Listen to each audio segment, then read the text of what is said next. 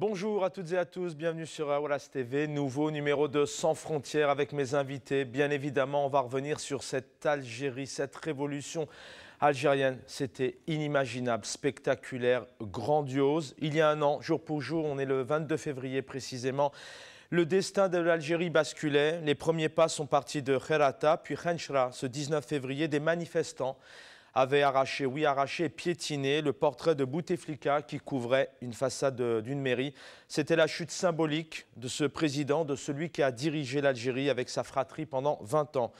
Une année après ses débuts, on l'a vu hier, vous le verrez dans quelques instants, l'image ne parle d'elle-même, les images parlent d'elles-mêmes, ce sont vos images. Une année après ses débuts, la révolution algérienne se porte comme au premier jour, inimaginable. Mais les Algériennes et les Algériens sont toujours aussi unis, déterminés, ne rien lâcher et surtout pas de marche arrière. Intempéries, on ne le rappellera jamais assez, des chaleurs, des températures caniculaires, le ramadan, les vacances, la maladie, les personnes âgées ou encore les tout-petits, toutes catégories socio-professionnelles pour qu'une révolution continue maintenant depuis 12 mois, un an.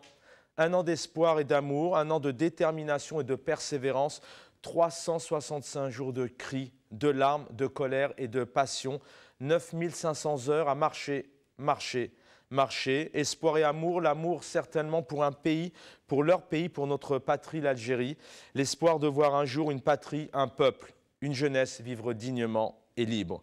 Dans l'union donc et la détermination des millions de femmes, des personnes âgées, des jeunes, des enfants, des hommes qui continuent à marcher, je dis bien qui continuent puisque c'est loin d'être terminé. Au moment où je vous parle, aux quatre coins du pays, les marches et les manifestations continuent et bien évidemment à Paris, il y a énormément de monde pour une marche donc de République à la place de Stalingrad, donc un peuple qui marche vers cette porte, une porte qui mènera donc l'Algérie vers la démocratie, vers un état de droit. Avec mes invités, on va revenir sur ces un an de révolution sur ce plateau, mais aussi en direct d'Algérie, pour vous donner quelques anecdotes, des moments forts et qu'est-ce qu'a apporté réellement cette révolution algérienne qui est loin d'être terminée. Avec nous sur le plateau, Gamal Abina. Bonjour Gamal, bienvenue. Bonjour. Merci pour votre fidélité. Vous êtes fondateur de l'Association pour la mémoire algérienne. Vous nous faites un beau cadeau. Vous avez réalisé un sujet, c'était en mars dernier, place de la République, et on aura le plaisir de le diffuser dans quelques instants, puisqu'il y a l'Algérie, mais il y a aussi le monde, un monde qui s'est mobilisé maintenant depuis plusieurs mois sur le plateau. Mon confrère, mon ami, mon collègue Smaïl Chertouk pour un bel édito. Bonjour.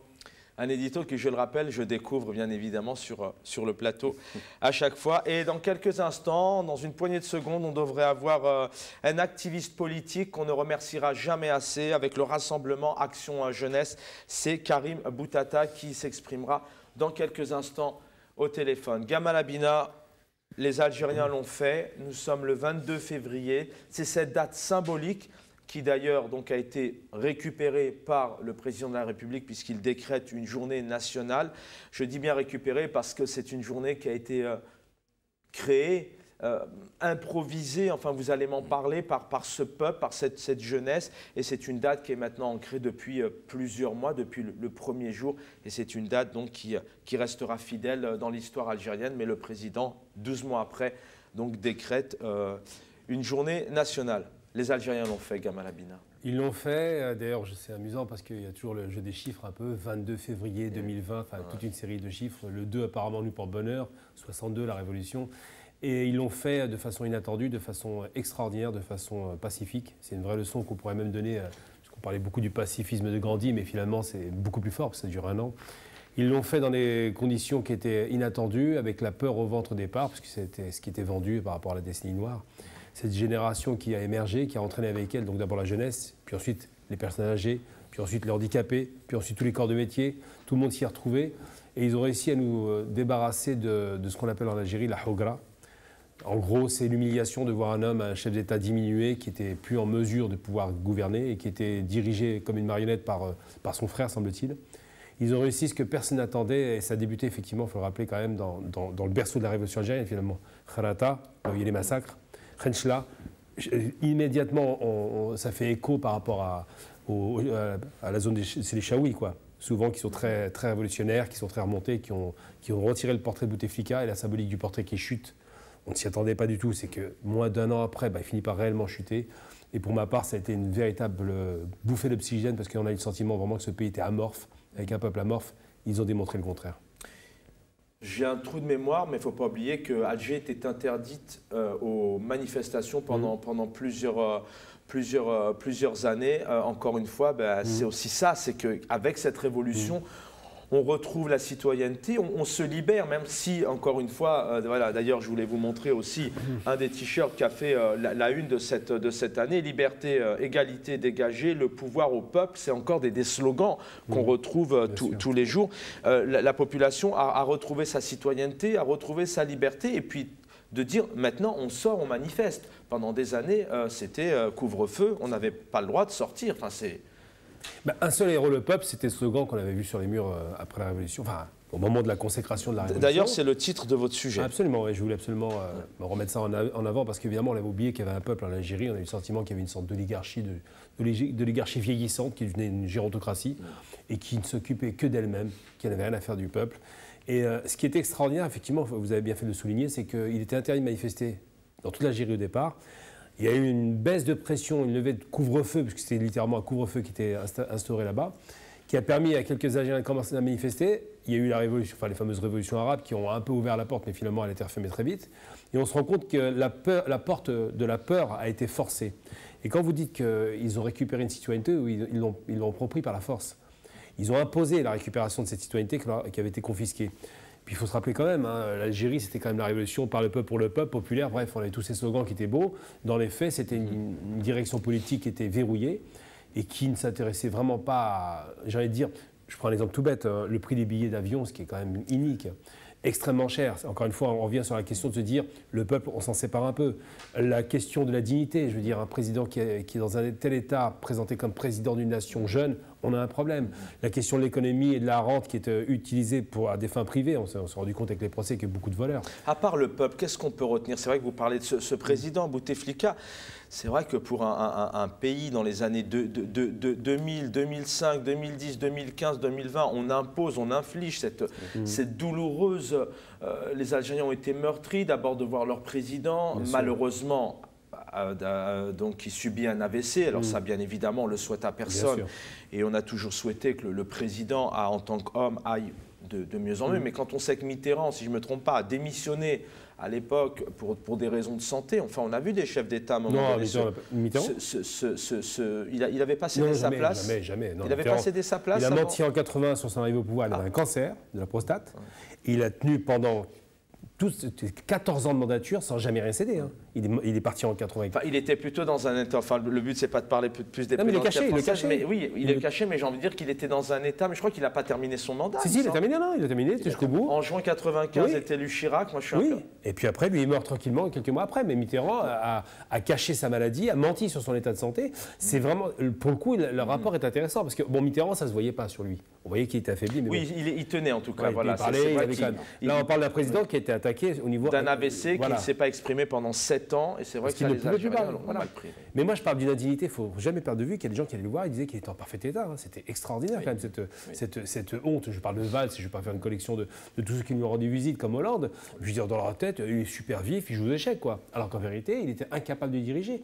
Et j'ai envie de dire un truc pour modérer un peu le propos. On dira, évidemment, aujourd'hui, on est heureux, ça fait 1 an que cette révolution a démarré. 1 an que la pression continue à demeurer, tant mieux, parce qu'il faut toujours que les dirigeants sachent que le peuple est aux aguets. Mais il ne faut pas oublier une chose par rapport à ça, c'est que Bouteflika, malgré tout, il était populaire. C'est ça que les gens... Moi je n'avais pas de sympathie pour le personnage, mais il était quand même populaire. Mais est-ce qu'on n'a pas conditionné à un moment donné les Algériens et les Algériennes à le populariser? Il a acheté la paix sociale, il distribue des appartements. Alors on me dit qu'on a un live... Ouais, alors, parce qu'on est... Très bien. Voilà, Mahmoud me dit qu'on prépare un live qu'on va vous transmettre. Est-ce que je repose ma question, est-ce qu'à un moment donné, vous allez intervenir là-dessus, Ismaël Chertouk aussi, est-ce qu'à un moment donné, on n'a pas conditionné, on dit aussi énormément que les Algériens, on aura toujours quelque part un peu démontré que c'était que Bouteflika, que c'était pendant longtemps Ahmed Gaïd Salah qui était le Messie, et c'est vrai qu'on a enfermé un peu les Algériens en disant mais il n'y a rien d'autre, s'il y a autre chose, attention, c'est pas Après, Mario Delige, oui, c'est connu, ça c'est un classique. Mais j'allais dire, malgré tout, il y avait une popularité qui existait. C'est-à-dire qu'on ne forçait pas les gens à manifester quand il arrivait. Sauf que tant qu'il avait le cerveau, ça allait, parce qu'il avait un franc-parler, il donnait le sentiment qu'il était proche du peuple. C'est ça l'effet Bouteflika. Puis surtout, il y avait de l'argent. La rente pétrolière permettait d'arroser le pays d'infrastructures, de construction. Donc c'est vrai que ça donnait ce sentiment-là. Après, quand il y a eu son AVC, les gens commençaient à douter. Et c'est là où on est entré dans un rapport de chantage, où on disait, après lui le déluge, attention, si Pharaon meurt, c'est la catastrophe. C'est ça l'idée qui était maintenue. Vous voyez ? Voilà, on me parle aussi en régie, bien évidemment. Merci, aux collègues. D'ailleurs, c'était annoncé ce matin que la capitale serait fermée. On va entendre aussi dans quelques instants comment Karim Boutata, un important dispositif. Voilà, donc on a le live depuis ce matin, donc déjà très tôt, un important dispositif de policiers déployés dans la capitale. Voilà, on a un live avec Interline, un petit clin d'œil à Bouzid, confrère en Algérie, donc on est en direct. Voilà, vous apercevez ici l'armée ou les fonctionnaires de l'ordre, la police, donc, qui donc refusent, les casques bleus, qui refusent... Totalement, voilà, on va essayer de vous donner aussi le son d'ambiance. On est en direct, on est vraiment avec ces images en live. La capitale est malheureusement... Dans les commentaires si j'arrive à voir, comme il y en a tellement. Et comme je suis aujourd'hui exceptionnellement, je suis à l'aise. Donc peut-être que je pourrais répondre à quelques questions. Allô, Bouzid? Je ne sais pas si Bouzid... Il est en live. Merci, Marclo. Bon voilà, c'est extraordinaire. On est en 2020, on parlait que la capitale a été fermée pendant longtemps aux manifestants, aux Algériens, aux Algériennes. Voilà, il y a toute une armada de casques bleus pour empêcher, je dis bien empêcher le peuple algérien de s'exprimer, de manifester, de vivre, d'être libre dans ce beau pays qu'est l'Algérie. Voilà, c'est encore assez extraordinaire. Et malheureusement, on a un président qui est totalement dépassé parce que qui dit que voilà, nous attellons, qui est très proche du Hirak, qu'il s'est encore exprimé cette semaine. Il parle de légitimité d'un Hirak, d'une date, j'en perds même mes mots parce qu'on a du mal à s'exprimer. On a un président qui décrète une journée en disant libérez-vous, manifestez-vous, limite vous avez aussi sauvé le pays. Ouais. Voilà, en essayant peut-être de se récupérer les choses, et je l'assume totalement, mais la capitale, elle est fermée. Moi, ce que je trouve très intéressant, c'est que le président Tebboune recherche la légitimité partout, à commencer surtout dans le Hirak, au fait. Il la cherche là-dedans. C'est tellement stérile, les autres partis, le pouvoir est tellement poreux, tellement vide de sens, de légitimité, de reconnaissance, qu'il en arrive à aller chercher quelle est la réelle expression forte, populaire et digne, c'est le Hirak. Donc il se légitimise presque avec le Hirak. Il va chercher là-dedans des arguments, il n'arrête pas d'en parler. Et au fait, le peuple s'est imposé dans le discours politique. Mais c'est extraordinaire ce qu'on vient de voir là, ce sont des images en direct. On coupe vraiment on met un mur de casques bleus pour pas que le peuple s'exprime un an après une si belle révolution et d'un pacifisme. Là, pour moi, c'est une erreur monumentale de la part des dirigeants. C'est-à-dire qu'il a dit qu'il décrétait le 22 comme étant une date importante pour l'Algérie aujourd'hui, une sorte de nouvelle révolution, et il bloque la capitale. Alors qu'au contraire, il devrait accompagner les manifestants pour que la capitale soit inondée du peuple algérien, parce que c'est bien du peuple dont on parle, et il devrait les encadrer, les aider, quoi. Là, ils font une erreur. C'est-à-dire que quand on célèbre et quand on dit que c'est une journée à célébrer, eh ben on fait la fête.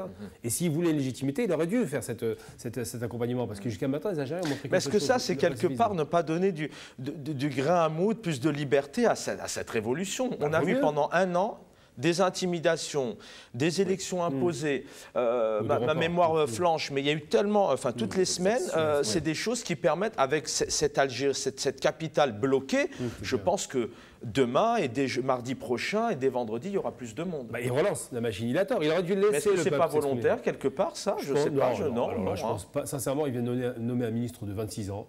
C'est encore une sorte de petit cacahuète. Le problème, c'est qu'ils ont un sens politique qui est très faible. C'est-à-dire qu'ils n'ont pas su accompagner le peuple. Ils gèrent très mal la situation. Voilà, vous avez les images, vraiment les images. Excusez-moi, Gamal. Vous avez les images. Et là, encore une fois, ce qu'on peut aussi souligner, c'est qu'on a un peuple qui est pacifique, qui est vraiment pacifique. On a des images dans n'importe quel pays au monde où à un moment donné, ça peut rapidement dégénérer. Bien sûr. Une question d'ailleurs peut-être pour vous deux, est-ce qu'à un moment donné ça, c'est pas fait aussi pour provoquer? Je pense pas, il y a une peur, réellement, il y a une vraie peur. J'imagine pas que les Hyènes... Alors on a encore de très belles images là grâce à nos techniciens en régie et à nos collègues.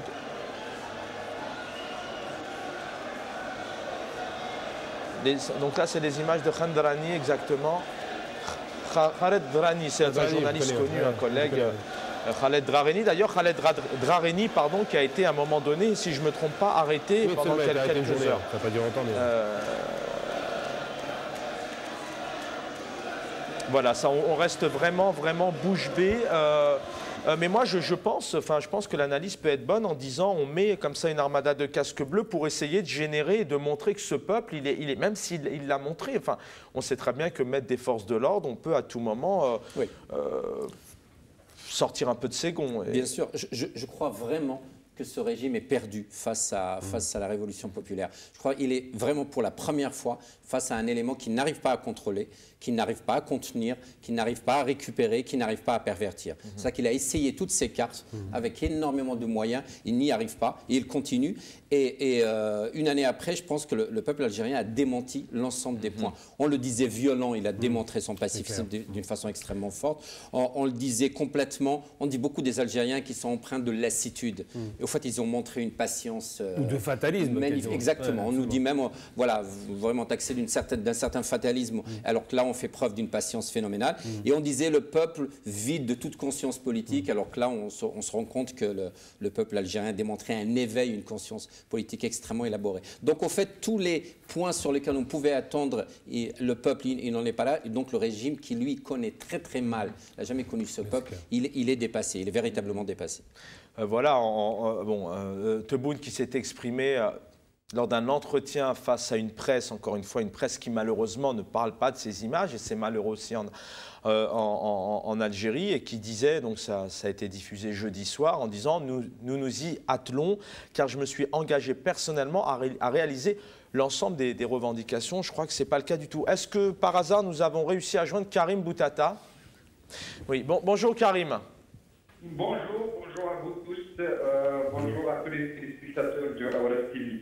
Merci infiniment Karim pour votre fidélité. Vous êtes bien évidemment en pleine manifestation, rassemblement, action jeunesse. On va parler bien évidemment dans quelques instants d'Abdel Wahab, qui est le président. Peut-être un mot à chaud avant de revenir sur cette belle Algérie, cette belle jeunesse, cette belle famille algérienne qui réussit l'extraordinaire, l'inimaginable depuis un an. Mais la situation aujourd'hui, Alger est fermée, le pouvoir continue sa dictature, il n'y a pas d'autre mot. Justement, voilà, donc je suis sur place à la capitale d'Alger. C'est vraiment magnifique. On est en train de vivre des moments historiques. Et le peuple algérien aujourd'hui, une marée humaine aujourd'hui à la capitale. Toutes les couches sociales sont là, des femmes, des jeunes, des moins jeunes, tout le monde, il est dans les rues de la capitale, malgré que les services de l'ordre sont déployés un peu partout à la capitale. Je suis exactement à la rue du Douchmorat parce qu'il y avait une grandiose foule qui veut aller à la capitale. Oui, c'est ce que vous êtes en train de commenter justement. On a les images en même temps, en vous écoutant, pardon, on a vraiment ces images où on a une population qui essaye de passer pacifiquement et on a ces casques bleus qui empêchent. Continuez, Karim. Oui, justement parce que ils ne veulent pas aujourd'hui le peuple algérien a occupé l'espace public. Il a démontré le rapport de force, que le rapport de force est en faveur. Et il a démontré pour le monde entier que le président, que les représentants du système aujourd'hui, ils sont illégitimes. Et le peuple aujourd'hui, il veut dire que la seule légitimité, c'est le seul errant, c'est le peuple algérien. Je pense qu'on est arrivé à une phase aujourd'hui, on a dépassé carrément la logique du système qui essaye de récupérer, qui cherche la légitimité au sein du Hirak. Le Hirak aujourd'hui, le peuple algérien est en rupture définitive avec le système. Il a divorcé avec toutes les pratiques du système. Il veut installer un nouveau système politique. Et les images d'aujourd'hui à la capitale, une marée humaine, on a reçu une foule vraiment impressionnante.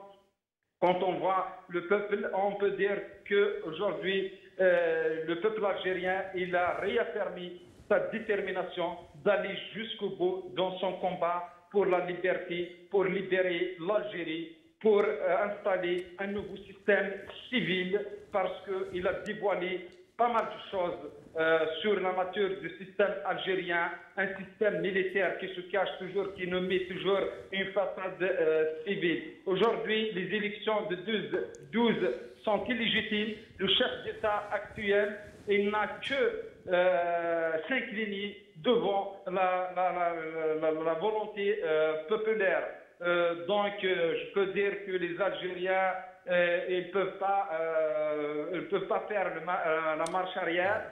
C'est bon, la révolution est en marche, l'histoire est en marche. Mais personne ne peut arrêter la volonté de ce peuple déterminé. Un peuple déterminé, on a des images en direct. Le peuple, la population algérienne n'est pas loin de percer pacifiquement d'ailleurs. Hein. C'est vraiment beau parce qu'il n'y a aucun coup. Il y a vraiment, ce sont vraiment des images pacifiques et la population algérienne n'est pas loin de passer et puis d'entrer dans sa ville, dans sa capitale. Karim Bouttata, j'ai envie de vous dire, même si ce pouvoir, ce président essaye de gagner une certaine légitimité, mais en voyant ce qui se passe aujourd'hui, j'ai envie de vous dire, mais c'est même pire que les années, la dictature est encore pire que les années Bouteflika. Pourquoi ne pas laisser ce peuple Voilà, ça y est, voilà, ils sont passés, excusez-moi Karim, je vous garde, mais la population algérienne, le peuple algérien est en train de passer, et voilà, donc là, ça gage avec des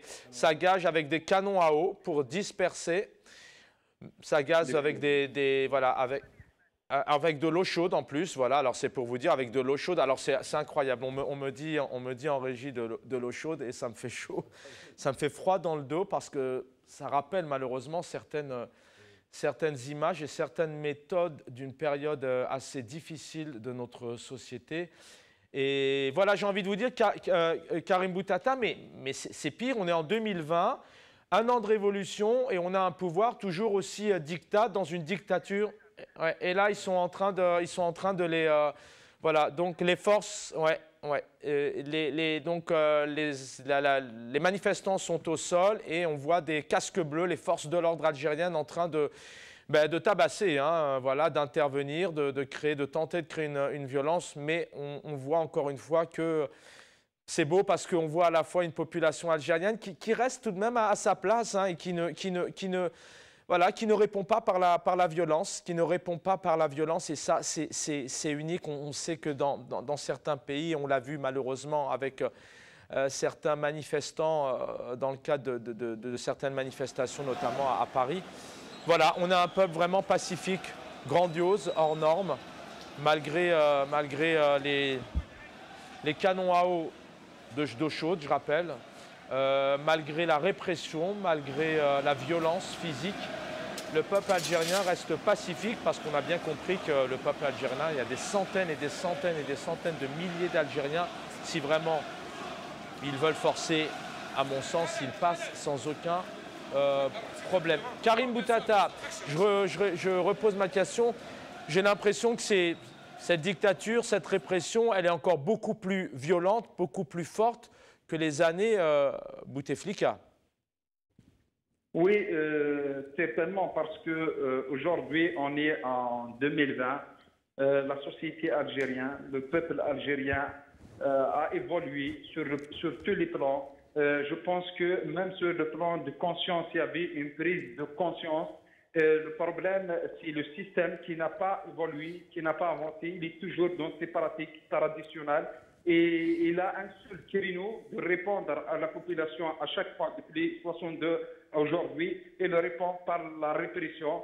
C'est un système qui n'a pas de culture de dialogue, qui n'a pas la culture d'écouter, qui n'a pas la culture de concerter avec son peuple. Et d'ailleurs, à travers l'histoire du régime algérien, ils n'ont jamais organisé des élections honnêtes, transparentes, ils n'ont jamais entamé un dialogue sérieux et efficace avec le peuple algérien. C'est un régime répressif, c'est un régime militaire, c'est un régime qui réprime toujours, qui considère son peuple comme un adversaire. C'est un régime qui a mis ses bases sur la violence et la corruption. Aujourd'hui, on est arrivé à une situation où le peuple algérien il est vraiment déterminé, il veut faire rupture avec ce système, il veut évoluer, il veut vivre dans une dignité, il veut vivre dans une liberté, il veut vivre dans une liberté d'expression et de respect des droits humains. Mais malheureusement, le pouvoir algérien, il veut créer une image parallèle à celle qui est dans la rue, à celle qui a été créée aujourd'hui par le peuple algérien. Il répond toujours par la répression. Mais malheureusement, cette fois-ci-là, les données sont changées parce que c'est pour la première fois de l'histoire que 48 wilayas, le peuple est uni, le peuple est dans son caractère pacifique. Il a mis des bases solides pour une révolution qui va aboutir certainement à un nouveau système politique, un système de peuple algérien, parce qu'à l'époque, c'est vrai qu'ils ont joué sur la division et la répression, et ils ont sémé la terreur dans la société, mais aujourd'hui, le peuple a su déjouer toutes ces manipulations et surtout, on est à peu près une année, on a bouclé une année de Hirak et la révolution. Je sais qu'aujourd'hui, les citoyens algériens, ils ont appris beaucoup de choses de cette révolution. Ils sont réconciliés avec la politique. Aujourd'hui, le pouvoir, il est face à une société très politisée, à une société qui suit tout ce qui se passe dans son pays, à une société qui veut récupérer son Algérie. Et donc, je pense qu'ils vont échouer certainement. Karim Boutata, mais selon vous, c'est une cour de récréation, ce gouvernement, ce pouvoir algérien, pour ne pas écouter, pour ne pas réellement entendre? Alors, est-ce que réellement il y a un président? Est-ce que réellement il y a un gouvernement? Enfin, il y a des millions de gens dans les rues. Comment vous voyez les choses? Est-ce qu'on réellement en Algérie, on n'a pas du tout de culture politique? Je parle vraiment au niveau du gouvernement, parce qu'on l'a compris au niveau de la population algérienne, il y a vraiment une démocratie qui s'est créée, une liberté, une citoyenneté. Mais est-ce que vraiment il n'y a personne pour réagir et gérer ce pays, ou est-ce que c'est... Je pense qu'aujourd'hui, on n'a pas un président de la République, on a un chef d'État désigné par des militaires qui ont fait un passage en force en 2 décembre contre la volonté populaire, parce qu'ils ont organisé des élections dans un climat là où le peuple algérien a refusé ces élections catégoriquement. Il a refusé dans le fond et dans la forme. Donc, on n'a pas un président, on a un représentant d'État, un représentant de façade, parce que c'est un régime, le pouvoir réel, c'est pas le chef d'État en Algérie, et c'est les militaires qui ont vraiment le pouvoir. Et même le gouvernement nommé par des gens, par le pouvoir réel, les ministres, ils ont nommé un gouvernement dans un climat, en pleine révolution, là où le peuple algérien il était en rupture avec le système en place. Parce que le système, aujourd'hui, le changement souhaité par le peuple, c'est le changement de la culture et de la nature, de la philosophie du système en place. Donc, je pense que malgré qu'ils veulent manipuler un peu, ils ont changé quelques têtes, mais ça reste toujours c'est le même système. Oui, allez-y Karim, allez-y. D'ailleurs, aujourd'hui, on assiste à des milliers, à des centaines de milliers, à des millions d'Algériens dans la rue qui contestent ce président de la République, qui contestent, qui refusent catégoriquement la nature du système. Donc, je pense, non, il n'est pas légitime parce que la seule source de légitimité, c'est le peuple algérien. Aujourd'hui, on est chaque vendredi, chaque mardi, des référendums dans la rue. C'est des vrais référendums, c'est des référendums honnêtes, ils ne sont pas fraudés, qui disent le président, il est illégitime, ce système, il est illégitime. Le peuple, il veut installer son nouveau système politique. Et un peuple qui est encore dans la rue aujourd'hui. Je rappelle qu'on était vendredi 21 hier et là on est samedi 22 et la population est toujours, et bien évidemment toujours mobilisée malgré cette violente répression avec des canaux à eau d'eau brûlante, d'eau chaude. C'est incroyable de voir ça un an après. Karim, vraiment le temps passe mais quelques secondes. On a l'ONG Euromed droit qui a appelé à la libération immédiate d'Abdelwahab Fersaoui, qui est le président du RAJ. Je vais les citer. L'obstination judiciaire contre le président de RAJ doit cesser.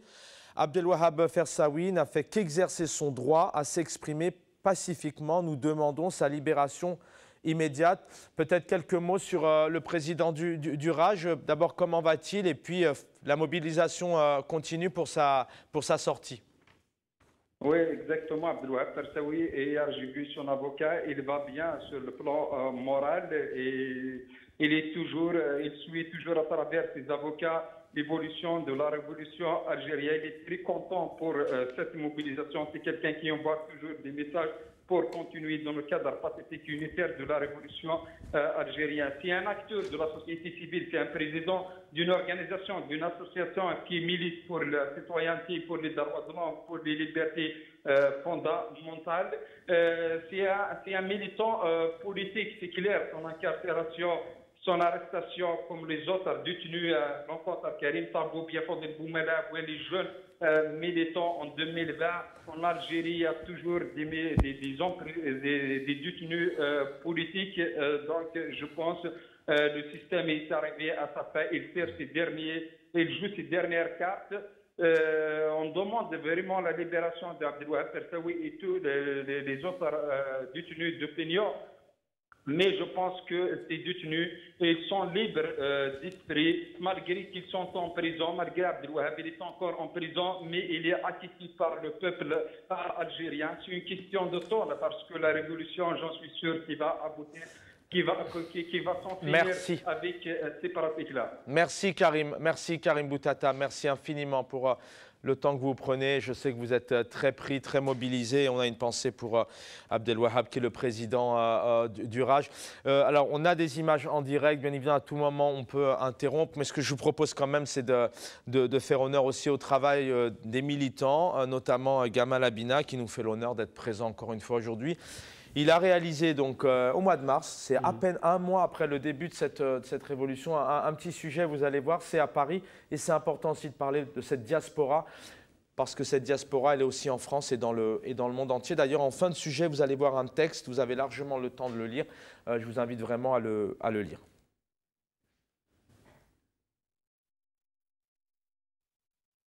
من جبالنا طلع صوت الأحرار ينادينا للاستقلال.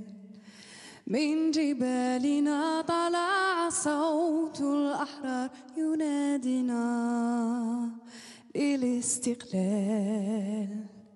ينادينا للاستقلال، لاستقلال وطننا. ينادينا للاستقلال، لاستقلال وطننا. تضحيتنا للوطن خير من الحياة.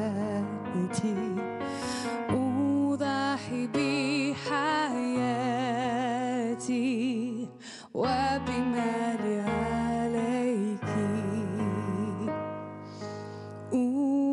صاحبي حياتي وبمالي عليك يا بلادي يا بلادي أنا لا أهوى سواك قد سلت الدنيا فؤادي وتفانى في هواك قد سلت الدنيا فؤادي وتفانى في هواك كل شيء فيك ينمو حبه مثل النبات يا ترى يأتيك يوم تزدهي فيه الحياة يا ترى يأتيك يوم تزدهي فيه الحياة.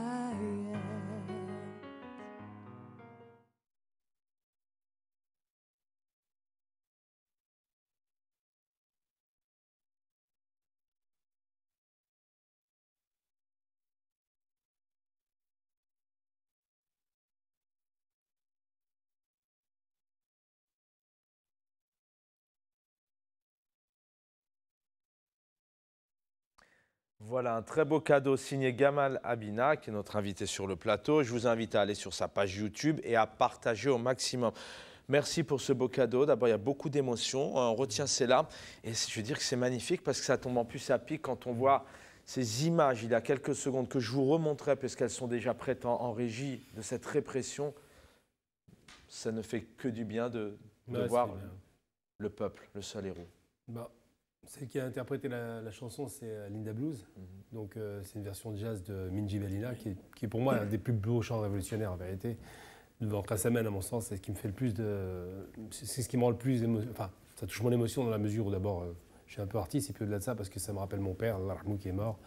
Et pour la petite histoire, mon père a refusé d'être enterré en Algérie et il nous a dit clairement avant son enterrement, alors qu'il a fait la révolution, il a été martyrisé, il a subi des bombardements à napalm, il a refusé de prendre la pension des soi-disant des moudjahids, parce qu'il a dit qu'il n'a pas fait la révolution pour ça, il voulait qu'on libère le peuple. Et il a dit, tant que cette direction politique est au pouvoir, je ne retourne pas chez moi. Vous m'enterrez que le jour où l'Algérie sera libérée de ces gens-là. Donc ça en dit long. Et malheureusement, aujourd'hui, effectivement, on se rend compte qu'un an après le début de la révolution, j'ai un slogan simple, un peuple qui marche fait avancer les choses. Et je pense effectivement que les choses vont avancer de plus en plus vite. Et j'espère, Inch'Allah, pour le coup, avec l'aide de Dieu, que l'Algérie, effectivement, verra enfin la lumière avec une jeunesse au pouvoir, avec une dynamique, avec un espoir extraordinaire pour le monde arabe. On est quand même une lumière. Il ne faut pas l'oublier. C'est la raison pour laquelle ce film, effectivement, a une dimension qui a plus d'une dimension. On parle de la diaspora algérienne, 20% des nôtres qui sont à l'étranger. Oui. On parle des Algériens de l'intérieur qui ont été enfermés trop longtemps. On parle d'un pays qui s'ennuie, et c'est d'ailleurs l'ironie du sort, c'est parce qu'ils s'ennuient, ils sortent maintenant et ils manifestent leur volonté de changer la situation. Finalement, c'est l'État qui a créé ces conditions objectives de mobilisation. Qu'est-ce qu'il y a à faire en Algérie à part marcher pour lutter contre un système qui a fatigué le peuple? Et ça, c'est vraiment une belle ironie. Puis les casques bleus, je pense que le terme, il ne faudrait peut-être pas utiliser ce terme-là parce que c'est une dimension politique internationale avec l'ONU. C'est des casques de la police tout simplement. Ils sont bleus, marines. Oui. C'est vrai que c'est dans ce sens-là qu'on l'évoque, voilà. Mais vous avez raison. C'est vrai que ne faut pas faire de lien avec. Parce que casque bleu, c'est la paix. Oui, on est d'accord. On est d'accord. Mais c'est surtout dans. Là, le but, c'était vraiment de dire voilà, c'est les forces de l'ordre et la police. Mais vous avez raison. Les mots sont vraiment, sont vraiment importants. Ce que je disais tout à l'heure, voilà, de lancer des lances à eau avec de l'eau chaude. Alors, je ne connais pas la température. Mais ce sont aussi des images un peu particulières. Petite image sympathique, par contre, juste comme ça pour la petite histoire, il lance de l'eau et on voit naître un arc-en-ciel. C'est quand même un truc incroyable. Je l'ai vu peut-être, mais c'est incroyable. Voilà, on a encore des images à l'antenne qui parlent vraiment d'elles-mêmes, un peuple vraiment toujours aussi pacifique. Et ça, c'est incroyable. C'est vraiment incroyable. Il n'y a jamais eu un débordement avec aucune violence. Voilà, je regarde l'écran retour, bien évidemment. Je vous quitte un peu, les chers téléspectateurs. Et voilà, vous avez ces images à l'antenne où les lances à eau reviennent. En fin de sujet, Gamal Abina, vous parlez de cette diaspora et vous dites chacun doit prendre ses responsabilités. Oui, absolument. Je pense que 1 plus 1 font 3, ça s'appelle la synergie. C'est-à-dire que si on veut réussir à sortir le pays de l'ornière, j'ai coutume de dire que la révolution s'est faite avec... Ah oui, merci allez-y, Merlouf. Les garçons, ils sont formidables en régie. Et c'est vrai, ils vous ont... oui, voilà. Et ça, c'est vrai que c'est magnifique. Ouais, c'est incroyable. Hein. C'est une image incroyable. Moi, je trouve qu'ils ont assuré, c'est vraiment une belle image. Ouais. Ça dit des choses. Ah, ouais. Bah, ça, c'est une image que je vais repasser, effectivement. Merci, Mahmoud, en régie. Et l'arc-en-ciel qui continue. Ouais. C'est une Algérie pleine de couleurs, pleine de sourires. Vous disiez, la révolution s'est faite dans les années 60 avec les valises d'argent de la diaspora. Et la force révolutionnaire, le combat des militants. Sans les valises d'argent, il n'y a pas d'argent pour acheter les armes, donc il n'y a pas de révolution. Tout ça, c'est une interconnexion qu'il ne faut pas oublier. Aujourd'hui, l'équipe de foot nationale est une des meilleures au monde parce que précisément la diaspora participe avec les gens de l'intérieur. Donc cette coordination d'énergie peut se faire, c'est pour ça que je parle de synergie. Si on est capable de combiner les énergies, on va faire littéralement grandir l'Algérie dans des proportions inattendues, quoi, extraordinaires. Smaïl. 22 février, l'an 1 de la Révolution. Le chiffre 2, c'est un chiffre qui vous parle en tout cas. Vous avez... Ah mais oui. C'est marrant parce que vous aviez commencé par ça. Vous êtes consulté avant? Du tout. Mais voilà, bon, bah, Smaïl, c'est à vous. Du tout. Nous sommes le 22 février 2020. Vous avez remarqué, Gamal, vous en parliez, tous ces deux, comme un rappel, une alerte. En fait, c'est parce que nous ne sommes plus que deux. Le pays et le peuple et le pays. Il faudra bien entendu un État et un exécutif, mais ils devront aimer le pays et émaner du peuple. Ils ne pourront plus jamais se servir de l'un, se servir dans l'un et asservir l'autre. À cette date anniversaire du Hirak, les deux éléments font défaut à cet appareil étatique qui ne vient pas du peuple et n'a jamais aimé le pays, comme tout le monde le sait. Je voudrais rendre hommage, en ce 22 février, au peuple algérien. Tout le peuple algérien, chaque Algérienne et chaque Algérien, où qu'il se trouve dans la mère patrie ou dans les diverses diasporas, à travers les 5 continents, ces femmes et ces hommes qui habitent le monde, mais que l'Algérie habite. Je rends hommage à ces femmes et ces hommes libres qui, en Algérie, ont fait trembler un système, l'ont effrité, l'ont obligé à se débarrasser de ses façades, le poussent aujourd'hui dans ses retranchements. Il devient instable, cherchant la légitimité et l'assise partout, voire dans le Hirak lui-même. Aussi curieux que cela puisse paraître, le président Tebboune parle du Hirak comme d'un parti politique. Le sien. Moi, c'est l'impression qu'il me donne. Son parti politique, celui qui lui permettrait d'asseoir la légitimité qui lui fait défaut, c'est ce qui rend ce système poreux et qui le fera s'effondrer sur lui-même très vite. Il n'y a qu'à comparer les faits et gestes de l'État et du peuple pour voir qui construit l'avenir et qui le vole aux enfants. Sur l'environnement, le peuple nettoie les plages, les vallées et les forêts. Même les rues qui voient passer les foules sont nettoyées et entretenues. La ville est comme purifiée par ces foulées libre, dévoué et tourné vers l'Algérie nouvelle. De son côté, le système continue de polluer la terre et les êtres. Il hypothèque l'avenir des Algériens avec le gaz de schiste et va gaspiller des millions de litres d'eau pour aller puiser dans le sous-sol sa nouvelle rente de survie. Sur l'économie, les jeunes, et malgré les difficultés et la bureaucratie, continuent d'innover, de créer des start-up et de développer de nouveaux projets dans beaucoup de domaines. Le régime algérien, lui, empile les discours et les feuilles de route. Sa dernière trouvaille, endetter l'Algérie à nouveau, comme si un endettement qui n'est porté par ni une vision ni une stratégie de développement pouvait induire quelque développement que ce soit. Sur l'éducation et l'enseignement, l'université algérienne a démontré sa capacité à accoucher de consciences éveillées, de talents techniques, mais aussi révolutionnaires. Elle est devenue une agora de création d'avenir et de débat qui transforme durablement et positivement la société algérienne.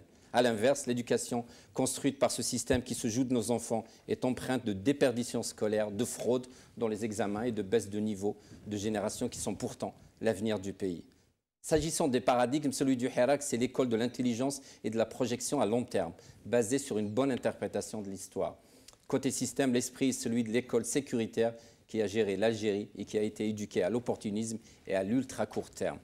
Enfin, s'agissant des lectures d'avenir, le pouvoir, de façon générale, vise le statu quo qui sauvegarderait ses intérêts, alors que le Hirak est dans le sens de l'histoire, un récit à l'échelle du monde, voire d'un nouveau type de démocratie. La néo-démocratie est peut-être en train de naître dans la rue algérienne. Une démocratie où les peuples font éruption dans l'espace et le temps et sculptent eux-mêmes les règles et les gouvernances. Dans ces nouveaux modèles naissants, les peuples ne seraient jamais loin, toujours en capacité de reprendre le total contrôle, tel un vrai maître des horloges. Le Hirak ne se réduit pas à un soulèvement, si fort et si durable soit-il. Il est plus que la somme des êtres qui le composent.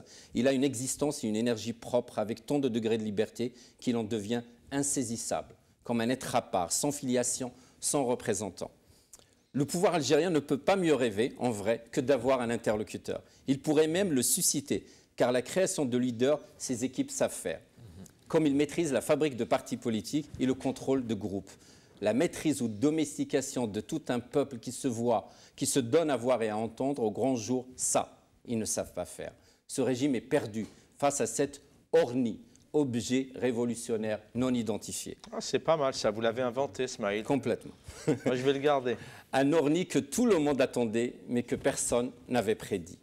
Durant cette année, le Hirak a été confronté à des manipulations habituelles, voire reculées, destinées à produire de la haine. Il a connu des violences verbales extraordinaires, a subi des arrestations arbitraires, a enregistré des morts, comme celle du jeune Ramzi Yetou ou de Kamel el-Din Fakhar. Oui. Mais il n'a pas été dévié de sa conduite. Il ne s'est laissé ni stopper, ni récupérer, ni pervertir. Le Hirak gagnera, car il a déjà gagné. Il a uni les Algériens, conquis le cœur du monde et mérité le meilleur des avenirs. Marcheurs, libérateurs, vous êtes les ambassadeurs de demain. Vous êtes nos repères éblouissants dans un pays naissant. Puissiez-vous durer et libérer. Bon anniversaire et merci. Spéciale dédicace aux détenus du Hirak. Mais bravo, Smaïl. C'est un beau papier, c'est magnifique. C'est magnifique, vraiment. Et dans quelques instants, nous aurons des images de Paris. Place de la République. Merci, Merlouf. J'ai perdu, je voulais faire un enchaînement. Et vous m'avez ému et j'ai perdu le sens de... C'est le 22 en même temps. En tout cas, oui, beau papier. Alors, voilà, les images sont prêtes. Merci, les garçons. On va vous montrer les images de Paris, puisque Paris, aujourd'hui, encore une fois, samedi. On n'est pas dimanche. Hein, et demain, ça continue aussi à Paris.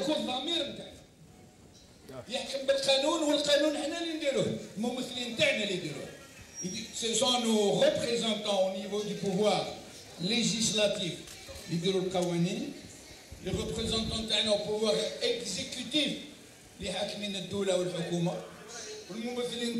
au niveau du pouvoir judiciaire, les huma al-qudat, les yahkmou ala hisab al-qanun li daru sha'b.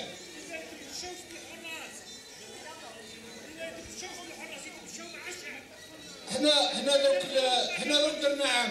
درنا عام 53 semaines multipliées par 2 puisqu'il y a les mardis et les vendredis ومش مثلا عشرات الالاف ملايين تاع الجزائريين ورغم هذا هما مدايرين هكا يقول لك لا ما سي با دي مليون دالجيريان صح بصح هما نهار خرجوا تبون العام ونهار خرجوا تبون هما قالوا لنا فوتاو عليه 9 ملايين ومن عبد قدام بصح حنا ولا شي اللي حرنا به انه ما شفناهمش في التلفزيون تاعهم كون فوتاو عليه 9 ملايين. Voilà, Djameldine Benchenouf, un collègue, un ami, un confrère d'Elmar Al-Biya. Je voudrais bien évidemment avoir une pensée pour Abd Sami, qui est aussi un collègue, hein, puisqu'on a longtemps travaillé ensemble, qui est incarcéré maintenant depuis plusieurs semaines en Algérie. Je le rappelle, pour une ancienne affaire dont apparemment le dossier serait vide, mais il serait question notamment pour son activité en tant que journaliste. Et je rappelle que chez nos confrères d'Elmar Al-Biya, qui vient de fêter ses 8 ans, c'est une chaîne qui depuis 8 ans montre tout simplement ce qui se passe. D'ailleurs, encore une fois, sans vos images, il n'y a rien, puisque malheureusement, nous n'avons pas accès au pays. Il nous reste 3 petites minutes d'émission à Gamal Abina. Qu'est-ce que vous retiendrez? Est-ce qu'il y a un moment que vous allez retenir de cette première année, peut-être négatif, positif, une rencontre, une émotion? Le moment à retenir, à mon sens, pour moi, bizarrement, ça ne va pas être forcément partagé par tous. J'étais avec un ami algérien, un artiste qui est très connu, un artiste contemporain, qui s'appelle Kader Atia. C'était le moment fort parce qu'on travaillait sur un projet en lien avec l'Algérie par rapport à l'histoire, un projet artistique. Et on est sorti spontanément et il m'a dit « Tiens, on va à République, ce serait bien qu'on aille manifester ». Le premier jour de la manifestation, ces fameuses images que j'ai filmées avec lui, donc il est dans le film, et on va à République, effectivement, il y en a déjà 3000 personnes. totalement inattendu. On ne s'attendait pas à une telle mobilisation. Ça faisait des années qu'on n'avait pas vu ça. Et on voit ces fameuses 3000 personnes et on se dit, c'est incroyable, l'Algérie se réveille, même à l'étranger. Et ça, c'était un moment fort parce que je me rends compte qu'un artiste algérien qui était un petit peu coupé de son pays d'origine, avec un fils de militant comme moi, qui ne croyait plus en rien, on débarque, on voit cette ferveur comme ça qui commence à grossir, sachant que la semaine d'après, c'était une inondation de la place de la République. Il y a une contagion qui s'est faite. Ça, c'était un moment très fort. Et surtout quand on a vu qu'à la fin, Bouteflika a été écarté du pouvoir.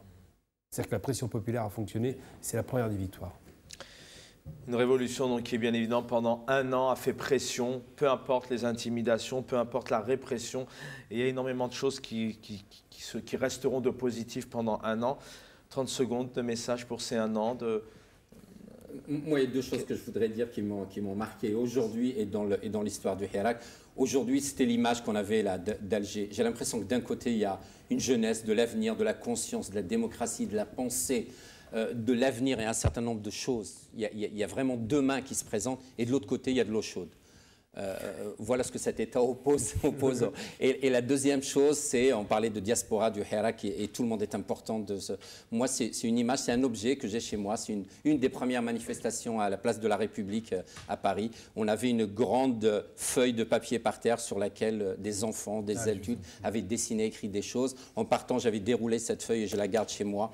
Dans les tout petits, maigres moments de doute, on en a tous, je déroule cette feuille et je la regarde et j'ai l'impression de voir l'Algérie de demain déjà devant moi.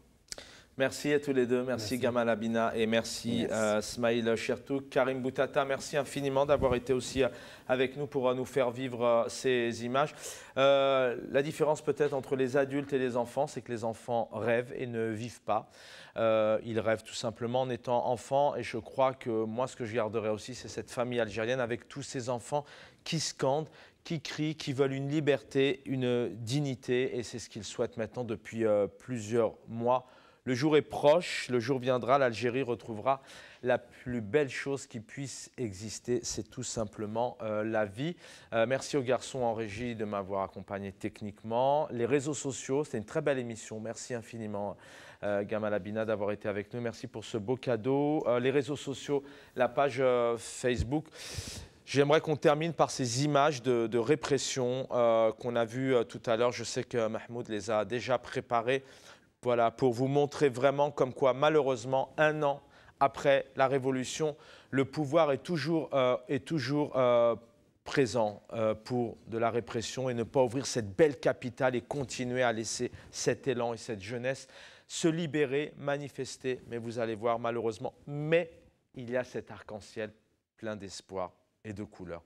Bonne fin de journée sur Awalas TV. Je vous laisse avec ces images.